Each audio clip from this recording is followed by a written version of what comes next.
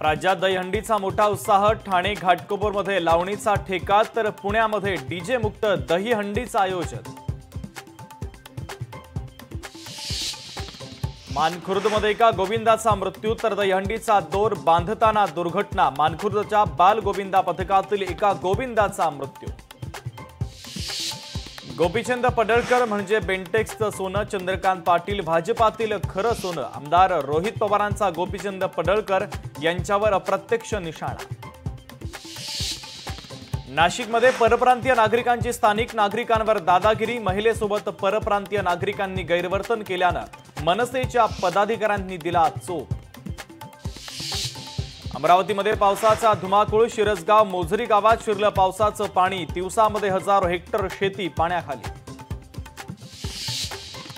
रविवारी दुपारी 3 वाजता निवडणूक आयोगाची पत्रकार परिषद। राहुल गांधींनी केलेल्या आरोपासंदर्भात निवडणूक आयोग काय उत्तर देतं हे पाहणं तितकंच महत्त्वाचं।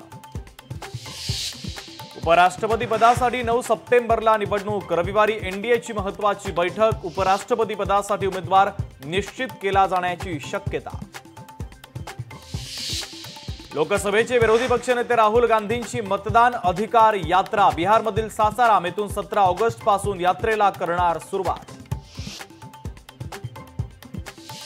डोनाल्ड ट्रम्प आणि पुतीन यांची भेट तर रेड कार्पेट अंथरून पुतीन यांचं स्वागत। मात्र युक्रेनवर कोणताही तोडगा नाही।